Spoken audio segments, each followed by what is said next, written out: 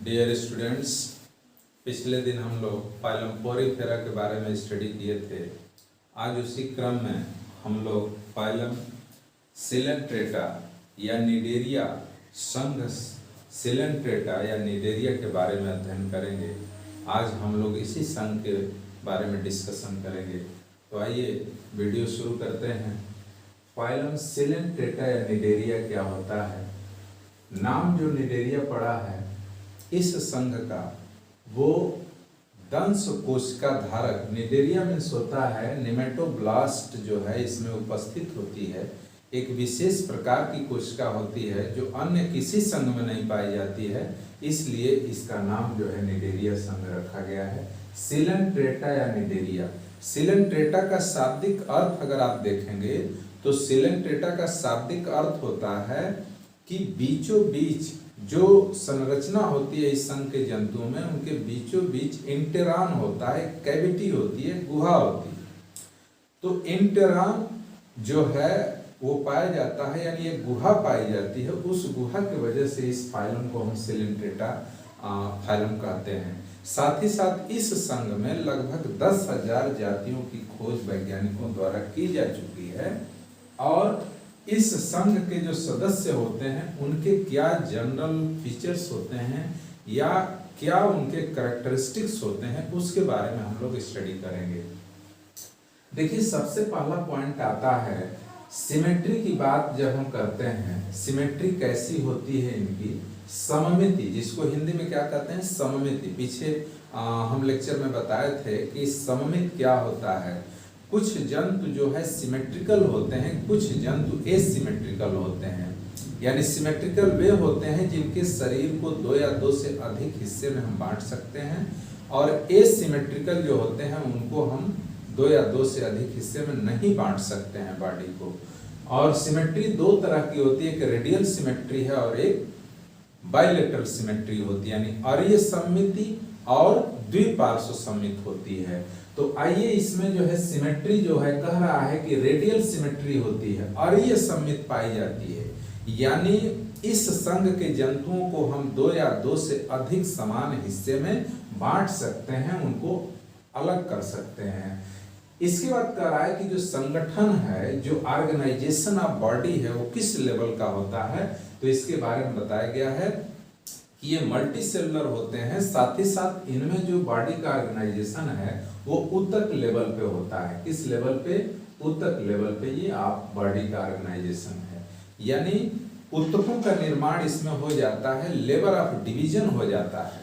ठीक है। साथ ही साथ निडेरिया का शाब्दिक अर्थ दंश कोशिका धारक होगा। इसके अलावा ये बताया गया है कि ये जो जंतु होते हैं वो जलीय होते हैं, जल में पाए जाते हैं। यानी ये जलीय होते हैं, समुद्री होते हैं, समुद्र में पाए जाते हैं। एकाकी भी हो सकते हैं, अकेले भी हो सकते हैं, और संघचारी या कॉलोनियल भी हो सकते हैं। यानी अकेले भी रह सकते हैं या संघ में, यानी कॉलोनी के बीच में रह सकते हैं। कॉलोनी के अंदर रहते हैं तो उनको हम संघचारी कहते हैं। साथ ही साथ सेल्स में लेबर डिवीजन उपस्थित होता है, यानी इनकी जो कोशिकाएं होती हैं उनमें लेबर डिवीजन पाया जाता है, अर्थात श्रम विभाजन होता है। कोशिकाएं अलग अलग कार्यों के लिए उत्तरदायी होती हैं। एक कोशिका अलग कार्य करेगी, दूसरी कोशिका अलग कार्य करेगी। इसको हम बोलते हैं लेबर डिवीजन। क्या बोलते हैं? Labour division. अगर बॉडी वॉल या हम देह भित्ति की बात करें तो सिलेंट्रेटा संघ के सदस्यों की जो देह भित्ति होती है वो 2 लेयर की बनी होती है, यानी ये डिप्लोब्लास्टिक होते हैं, द्विस्तरीय होते हैं। देह भित्ति कैसी होती है? द्विस्तरीय होती है, डिप्लोब्लास्टिक होते हैं। बाहर की जो लेयर होती है उसको हम एपिडर्मिस बोलते हैं। क्या बोलते हैं? एपिडर्मिस। जो बाहर की लेयर होती है उसको एपिडर्मिस बोलते हैं, और जो अंदर की लेयर होती है उसको गैस्ट्रोडर्मिस बोलते हैं। ठीक है। यानी बाहरी लेयर एपिडर्मिस, अंदर की लेयर गैस्ट्रोडर्मिस। और ये भी कह रहा है कि दोनों लेयर के बीच में, अर्थात एपिडर्मिस और एंडोडर्मिस के बीच में एक जेली सदृश्य या जेली नुमा संरचना होती है, जिसको हम मीजोग्लिया का स्तर कहते हैं। क्या कहते हैं? मीजोग्लिया का स्तर। तो इसको आप ध्यान में रखिएगा, ये बहुत इंपॉर्टेंट पॉइंट है। मीजोग्लिया का स्तर जो है कहाँ सिलेंट्रेट के अंदर पाया जाता है, या दोनों लेयर के बीच में कौन सा लेयर पाया जाता है उसको पूछा जाता है परीक्षाओं में जो है। इसके अलावा कह रहा है कि दंश कोशिका जो नेमेटोब्लास्ट होती हैं ये बहुत महत्वपूर्ण कोशिका होती है। इस संघ के अलावा अन्य किसी संघ में, अन्य किसी फाइलम में दंश कोशिका नहीं पाई जाती है, इसलिए इंपॉर्टेंट कैरेक्टरिस्टिक्स है ये सिलेंट्रेट्स का। दंश कोशिका नेमेटोब्लास्ट की जो कोशिकाएं होती हैं वो एपिडर्मिस यानी बाहर की लेयर है उसमें भी पाई जाती है और अंदर की लेयर है उसमें भी उपस्थित होती है। ये विशिष्ट कोशिका होती है, केवल इसी संघ में पाई जाती है और यह इस कोशिका के द्वारा जंतु जो है अपनी आत्मरक्षा करता है। अर्थात किसी शिकार के पास जा करके और यह दंश कोशिका के द्वारा उसको दाग देता है, उसको चुभो देता है उसके अंदर सिरिंज जैसी संरचना को, और फिर इस कोशिका के अंदर एक पदार्थ होता है जिसका नाम है हिप्नोटॉक्सिन। हिप्नोटॉक्सिन ये पदार्थ जो है ये जहरीला होता है। कैसा होता है? जहरीला। ये हिप्नोटॉक्सिन जो है वो शिकार जो होता है उसके अंदर यह डाल देता है और शिकार मूर्छित हो जाता है और फिर उसको भोजन के रूप में ग्रहण कर लेता है, या फिर कह सकते हैं कि आत्मरक्षा के लिए इन कोशिकाओं का यह उपयोग करता है। साथ ही साथ अगर सिलेंट्रेट्स के शारीरिक स्ट्रक्चर को आप देखें तो उसमें जो है अग्रभाग में हाइपोस्टोम होता है। क्या होता है? अग्रभाग में हाइपोस्टोम होता है और हाइपोस्टोम से ऊपर शीर्ष पर जो है मुख पाया जाता है। जैसे ये आपका एक हाइड्रा है, सपोज करिए हम हाइड्रा के बारे में स्टडी कर रहे हैं, ठीक, तो ये यहाँ पे हाइपोस्टोम होगा और इसके शीर्ष पर जो है मुख पाया जाता है, इसका माउथ होता है। साथ ही साथ एक छिद्र ही इसमें होता है जो मुख का, और उसी से भोजन भी ग्रहण करता है और उसी से मल का त्याग भी करता है, यानी मुख के द्वारा ही भोजन ग्रहण करता है। एनस का भी कार्य उसी के द्वारा करता है। इसके बाद मुख धागे नुमा स्पर्शकों के द्वारा घिरा होता है। धागे नुमा, ये हाइड्रा है, ये धागे नुमा स्पर्शक के द्वारा जो संवेदी होते हैं, जो सेंसिबल होते हैं, उसके द्वारा घिरा होता है, यानी 8 से 10 की संख्या में ये धागे नुमा स्पर्शक होते हैं और इस स्पर्शकों के अंदर नेमेटोब्लास्ट कोशिकाएं या दंश कोशिकाएं पाई जाती हैं। यह किसी को ऐसे इस तरह से धागे नुमा स्पर्शक हैं, किसी प्रे, सपोज करिए कि ये प्रे है और प्रे को ये टच किया शिकार को और इसमें जो है हिप्नोटॉक्सिन डाल दिया और फिर यह मूर्छित हो गया और फिर यह अपने टेंटिकल्स के द्वारा इसको पकड़ लिया और उसको निगल जाता है। कैसे वो अंदर खींचता है? ठीक वैसे ही जैसे हम कुर्ते की बांह अगर उल्टा निकालते हैं, उसी तरह से जो गैस्ट्रोडर्मिस की लेयर होती है वो अंदर से बाहर आकर के उलट जाती है और फिर उस प्रे को, उस पोषक तत्व को अंदर खींच लेती है। देह भित्ति से घिरी हुई जठर वाहिनी होती है या गुहा होती है, सिलेंट्रॉन कैविटी होती है, यानी देह भित्ति चारों तरफ से एक गुहा को घेरे रहती है, उस गुहा का नाम है जठर वाहिनी। साथ ही साथ ये भी कह रहा है कि पाचन इसमें इंट्रासेलुलर यानी अंतःकोशिकीय पाचन होता है और बाह्य कोशिकीय पाचन भी होता है। दोनों तरह का डाइजेशन इसमें पाया जाता है। तो इस तरह से हम कुछ फीचर्स के बारे में यहाँ पे स्टडी किए। इसके अलावा कुछ और भी मुख्य बिंदु इसमें मुख्य कैरेक्टरिस्टिक्स आते हैं, उसके बारे में हम आगे स्टडी करेंगे। इसका आप स्क्रीनशॉट लेना चाहते हो तो ले सकते हैं। आगे जो पॉइंट आता है इसमें कुछ ऐसे भी कैरेक्टर पाए जाते हैं जिसकी हम अभी चर्चा करेंगे, जैसे कि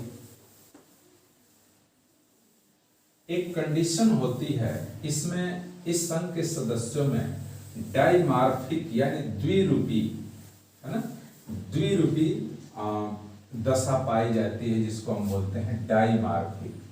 डाइमार्फिक डाइमार्फिक दशा का मतलब क्या होगा कि एक ही जंतु के अंदर या दो जंतु के अंदर, है ना, वो पालिप और मेडुसी की अवस्था पाई जाती है, यानी बेलनाकार जो संरचना होती है उसको पालिप बोलते हैं। क्या बोलते हैं, पालिप। जैसे फॉर एग्जाम्पल हाइड्रा, ये हाइड्रा जो है वो पालिप का एग्जाम्पल है। और ये आपका हाइड्रा इस संरचना में इस तरह से होता है और यहाँ टेंटिकल्स होते हैं। यानी बेलनाकार पालिप की अवस्था जो होती है वो हाइड्रा की होती है, बेलनाकार संरचना पाई जाती है। इसके अलावा कह रहा है कि दूसरी जो संरचना है वो छतरी के आकार की होती है, छतरी के आकार की, छतरीकार, ठीक है। और इसको बोलते हैं मेडुसा। क्या बोलते हैं, मेडुसा, मेडुसा, ठीक है। छतरी के समान संरचना है। जैसे आप देखे होंगे, ये छतरी सपोज करिए इस तरह से, ये छतरी नुमा छाते के समान संरचना होती है। तो ये छतरी नुमा जो संरचना होती है वो मेडुसा कहलाती है। और इसका एग्जाम्पल आप देखेंगे तो वो है ऑरेलिया, AUERE,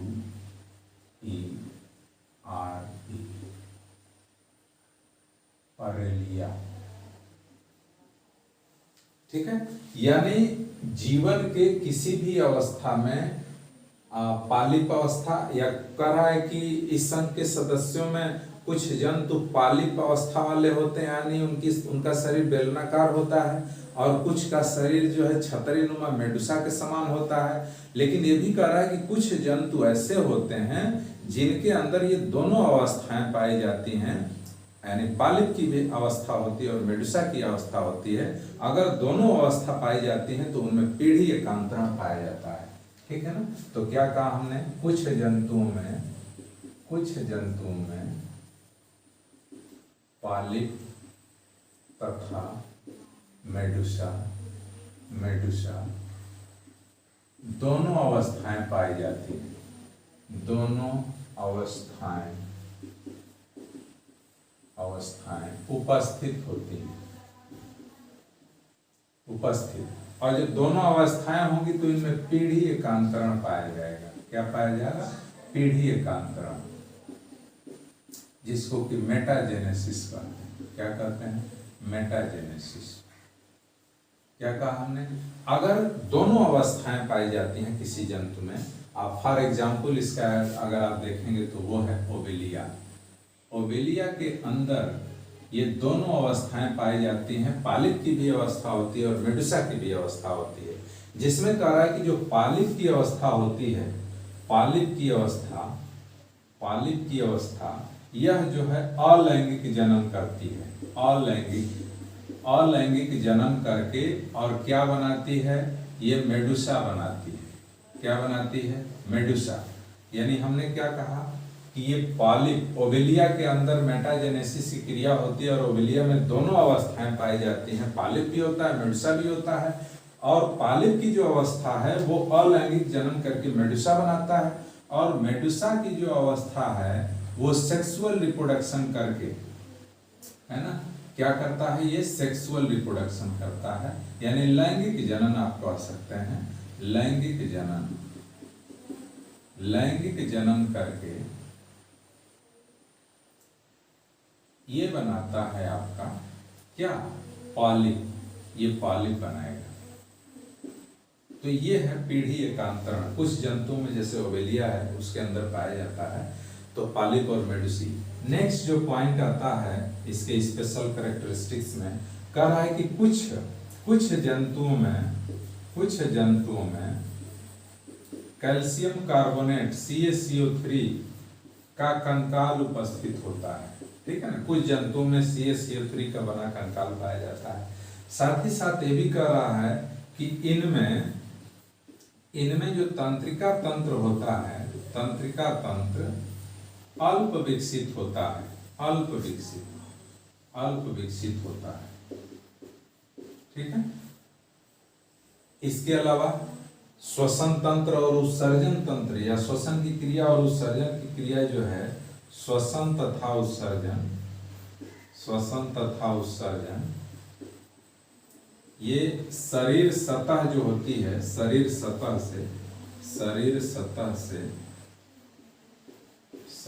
से, ठीक है। यानी विसरण के आधार पर विसरण के तर्ज पर, है ना, ये इनका गैसेस एक्सचेंज हो जाता है, गैसेस एक्सचेंज होता है, गैसेस एक्सचेंज होता है। क्या कहा हमने, यानी तंत्रिका तंत्र जो है अल्प विकसित होता है, श्वसन और उत्सर्जन जो है ये शरीर सतह से इनके हो जाता है, जो एपिडर्मिस की लेयर है उससे। साथ ही साथ ये बाहर निकालते हैं, एक्सक्रीट आउट करते हैं, एक्सक्रीट आउट अमोनिया, अमोनिया को बाहर निकालते हैं। क्या निकालते हैं, अमोनिया, ये उत्सर्जी पदार्थ के रूप में अमोनिया को बाहर निकालते हैं। इसके अलावा कह रहा है कि इनमें अलैंगिक जनन जो होता है, ठीक है, क्या अलैंगिक जनन, ये आप देखेंगे, एसेक्सुअल रिप्रोडक्शन, क्या कहा हमने बच्चों, एसेक्सुअल रिप्रोडक्शन, एसेक्सुअल रिप्रोडक्शन जो होता है वो इसमें मुकुलन के द्वारा होगा, बर्डिंग के द्वारा होगा, है ना, इसमें बर्डिंग यानी मुकुल बनेंगे और उससे यह जो है नए संतति को उत्पन्न करता है। सेक्सुअल रिप्रोडक्शन जो है एक ही, यानी सेक्सुअल रिप्रोडक्शन एक ही जंतु के शरीर में नर युग्मक और मादा युग्मक, नर युग्मक और मादा युग्मक दोनों बनते हैं एक ही शरीर में, ठीक है। ये दोनों का निर्माण होता है, निषेचन होता है और फिर जो है नए संतति की उत्पत्ति होती है। इसमें लार्वल स्टेज यानी जो एम्ब्रियोनिक डेवलपमेंट होता है, भ्रूणीय परिवर्धन जिसको आप बोलते हैं, भ्रूणीय परिवर्धन वो अप्रत्यक्ष होता है। कैसा होता है, अप्रत्यक्ष, यानी क्या बोले, इनडायरेक्ट होता है। यानी इसमें लार्वल स्टेज पाई जाती है और लार्वा जो है इसमें प्लैनुला, जैसे प्लैनुला लार्वा है, प्लैनुला लार्वा ये स्टेज पाई जाती है, पेरेन्काइमुला लार्वा, इस इफायरा जो होता है वो लार्वा पाया जाता है और प्लैनुला लार्वा पाया जाता है। तो इस तरह से इसके जनरल कैरेक्टरिस्टिक्स हुए। क्या विशेषता है फाइलम निडेरिया का या सिलेंट्रेटा का, इसके बारे में हमने आपको बताया। साथ ही साथ इसका हम क्लासिफिकेशन यहाँ पे अध्ययन करेंगे कि इस सिलेंट्रेटा संघ को जो है हम 3 वर्ग में डिवाइड किए हैं। एक हाइड्रोजोआ है, स्काइफोजोआ है और एंथोजोआ है। कितने वर्ग हम बताएं, हाइड्रोजोआ, स्काइफोजोआ और एंथोजोआ। किस किस लक्षण के आधार पे इनको हम डिवाइड किए हैं वो इधर हम आपको दिखाए हैं। सबसे पहले हैबिटाट यानी आवास की बात कर रहा है, तो जो हाइड्रोजोआ के सदस्य होते हैं वो समुद्री होते हैं, लेकिन कुछ अलवणी यानी फ्रेश वाटर में भी मिलते हैं। साथ ही साथ स्काइफोजोआ के जो जंतु होते हैं समुद्री होते हैं, सभी के सभी मेराइन होते हैं। पालिप रूप समुद्री होता है, अर्थात एंथोजोआ में पालिप रूप जो है वो समुद्री होता है, यानी पालिप स्ट्रक्चर वाले। इसके अलावा नंबर 2 पीढ़ी एकांतरण यानी अल्टरनेशन जनरेशन या मेटाजेनेसिस की जो क्रिया होती है वो हाइड्रोजोआ में उपस्थित होती है, स्काइफोजोआ में अनुपस्थित होती है और इसमें भी जो है एंथोजोआ में भी अनुपस्थित होती है। तीसरा है दंश कोशिका यानी निमेटोब्लास्ट की कोशिकाएं पाई जाती हैं। कहाँ मिलती हैं, किस लेयर में मिलती हैं, तो ये कह रहा है कि क्लास हाइड्रोजोआ में गैस्ट्रोडर्मिस में अनुपस्थित होती हैं। क्या बोला मैंने, गैस्ट्रोडर्मिस में अनुपस्थित होती हैं। और स्काइफोजोआ के जो सदस्य होते हैं उनके एपिडर्मिस और गैस्ट्रोडर्मिस दोनों में उपस्थित होती हैं। और इसमें एंथोजोआ में भी दोनों यानी एपिडर्मिस और गैस्ट्रोडर्मिस दोनों में उपस्थित होती हैं, यानी दोनों लेयर में पाई जाती हैं। सिर्फ गैस्ट्रोडर्मिस में, यहाँ पे एपिडर्मिस में ही हाइड्रोजोआ में पाई जाती है, बाकी गैस्ट्रोडर्मिस में अनुपस्थित होती है। इसके अलावा अगला पॉइंट आप देखेंगे कि जनद या गोनट्स की कैसे उत्पत्ति होती है, कहाँ से गोनट्स बनता है। तो कह रहा है कि एपिडर्मिस से गोनट्स की उत्पत्ति होती है। एपिडर्मिस के अंदर एक इंटरस्टिशियल सेल्स होती है है ना। ये हाइड्रोजोआ में एपिडर्मिस में इंटरस्टिशियल सेल पाई जाती है, जिससे जो है जनद की उत्पत्ति होती है, यानी जनद बनते हैं, गोनट्स बनते हैं, टेस्टिस बनता है या ओवरी बनता है। इसके बाद स्काइफोजोआ में कह रहा है कि जो सेल्स ऑफ गैस्ट्रोडर्मिस, यहाँ तो एपिडर्मिस था, लेकिन स्काइफोजोआ में गैस्ट्रोडर्मिस के अंदर जो इंटरस्टिशियल सेल होती हैं उससे जो है जनद की उत्पत्ति होती है। और साथ ही साथ जो एंथोजोआ है उसके गैस्ट्रोडर्मिस के अंदर उपस्थित या गैस्ट्रोडर्मिस से जो है जनद की उत्पत्ति होती है। इसके अलावा हम बात करेंगे कि किस तरह से ये जंतु जो है अकेले रहते हैं या कॉलोनी में रहते हैं, उसका भी क्लास में ध्यान रखा गया है।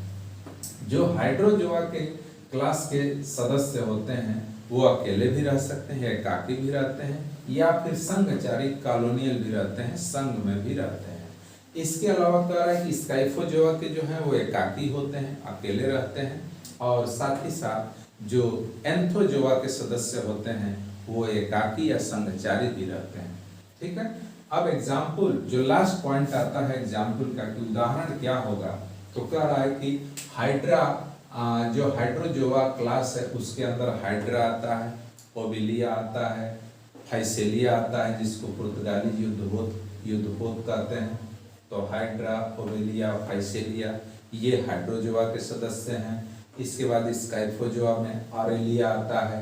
अभी हमने आपको बताया ऑरेलिया में केवल मेडुसा की अवस्था पाई जाती है, लेकिन ओबिलिया में पालिप और मेडुसा दोनों की अवस्था पाई जाती है। जेलीफिश आता है आपका स्काइफोजोआ के अंदर, राइजो स्टोमा आता है स्काइफोजोआ के अंतर्गत। अगर आप एंथोजोआ में देखेंगे तो एग्जाम्पल इसका सी एनिमोन यानी समुद्री एनिमोन बोलते हैं इसको, टिबिपोरा है, मैड्रिपोरा है और गार्गोनिया है।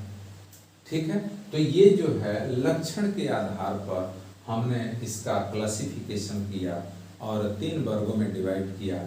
ये जो क्लासिफिकेशन है इससे क्वेश्चन अक्सर जो है प्रतियोगी परीक्षाओं में, चाहे एम्स हो, नीट हो, इस तरह के जो एग्जाम्स होते हैं उसमें पूछे जाते हैं। अगर 11 के यूपी बोर्ड को अगर आप ध्यान में रखेंगे तो जनरल फीचर्स से भी आपका काम चल जाएगा। लेकिन हमारा उद्देश्य है कि भाई हमारा जो उद्देश्य है कि हमारा हमेशा जो है ऊपर के तरफ, यानी अच्छी से अच्छी जो कंपटीशंस हैं, जो एडवांस प्रतियोगी परीक्षाएं हो रही हैं उसमें हम भाग लें और सफल हों। तो आज बस इतना ही। नेक्स्ट डे फिर आपसे मिलेंगे और एक नए वीडियो के साथ मिलेंगे। हमें उम्मीद है कि आपको पसंद आया होगा। आप लाइक करेंगे, शेयर करेंगे और नोटिफिकेशन के लिए सब्सक्राइब करेंगे। Thanks for all.